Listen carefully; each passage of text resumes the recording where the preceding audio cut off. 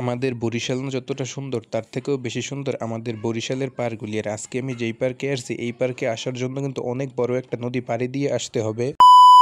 আসসালামু আলাইকুম everyone, this is me Tibro Ahmed and welcome to my Facebook page. আজকে আমি যাচ্ছি অ্যাডামস পার্ক। আর এই অ্যাডামস পার্ক বরিশালের ম্যাক্সিমাম মানুষের কাছে খুবই পরিচিত একটা পার্ক। এই পার্কটা করা হয়েছে বরিশাল কীর্তনখোলা নদীর ওই পারে। তাই এই পার্কে যাওয়ার জন্য আমাদের এই কীর্তনখোলা নদী পাড়ি দিয়ে যেতে হবে। এই পার্কে যাওয়ার জন্য দুই জায়গা থেকে ট্রলার ছাড়া হয়, এক হচ্ছে বরিশাল 30 গ্রাউন্ড থেকে আর এক হচ্ছে বরিশাল মুক্তিযুদ্ধ পার্ক থেকে। তবে যারা আমার মতো সময় আর টাকা বাঁচিয়ে এই পার্কে যেতে চান তাহলে তাদের আমি সাজেস্ট করবো বরিশাল মুক্তিযুদ্ধ পার্ক থেকে ট্রলারে ওঠার জন্য। কারণ বরিশাল মুক্তিযুদ্ধ পার্ক থেকে অ্যাডামস পার্ক যাওয়ার জন্য ট্রলারে ভাড়া রাখা হয় জনপ্রতি 20 টাকা করে, আর সময়ও লাগে অনেক কম। তবে যারা 30 গ্রাউন্ড থেকে আসে তাদের সময় লাগে বেশি, আর তাদের ট্রলার ভাড়াও কিন্তু বেশি দিতে হয়। 5 মিনিট ট্রলারে দাঁড়িয়ে থাকার পর আমরা চলে আসলাম অ্যাডামস পার্কের গেটের সামনে। গেটের সামনে ছিল তাদের টিকিট কাউন্টার, আর এইখান থেকে প্রত্যেকের কিন্তু টিকিট কেটে নিতে হবে পার্কে ঢোকার জন্য। এই পার্কে ঢোকার জন্য জনপ্রতি টিকিটের মূল্য ছিল 30 টাকা করে, যেটা আগেও ছিল 30 টাকা, এখনো আছে 30 টাকা। টিকিট কাটার পর সেই টিকিটই পাশে এক লোক দাঁড়ানো থাকে, তার কাছে জমা দিয়ে দিতে হবে, কারণ টিকিট নিজের সাথে রাখা যাবে না। তারপর আমরা টিকিট কেটে টিকিট জমা দিয়ে পার্কের ভিতরে ঢুকে পড়লাম। তারপর আমাদের প্রথমে চোখে পড়লো এই রকমের একটা ইন্টারফেস।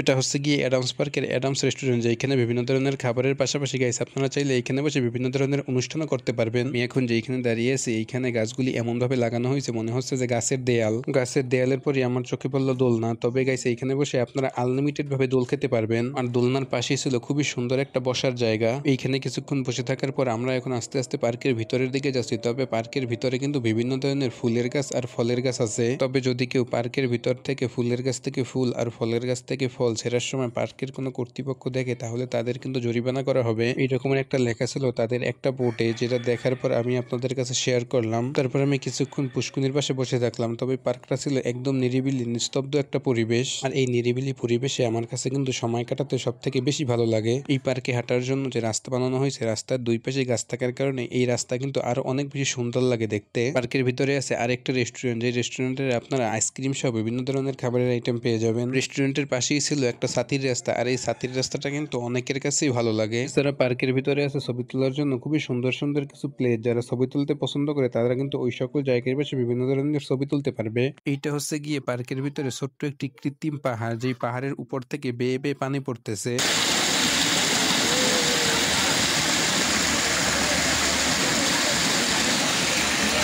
ওই অ্যাডামস পার্কের ভিতরে আমার কাছে সব থেকে ভালো লাগে এই পুষ্কুনির ভিতরে ভাসমান বাঁশের চারটা, আর চারের শেষ মাথায় আছে ছোট্ট একটি ভাসমান ঘর। আমি এই অ্যাডামস পার্কে যেই কয়েকবার আসছি ওই কয়েকবারে কিন্তু এই ছোট্ট ভাসমান ঘরটায় উঠছি। তবে পার্কের ভিতরে একটা জিনিস আমার কাছে সব থেকে বেশি ভালো লাগে, সেটা হচ্ছে পার্কের ভিতরে তেমন কোনো মানুষ ছিল না। শুধুমাত্র বন্ধন দিনগুলোতে এই পার্কের ভিতরে অনেক মানুষ থাকে, এছাড়া অন্যান্য দিনগুলি পার্ক একদম খালিই থাকে।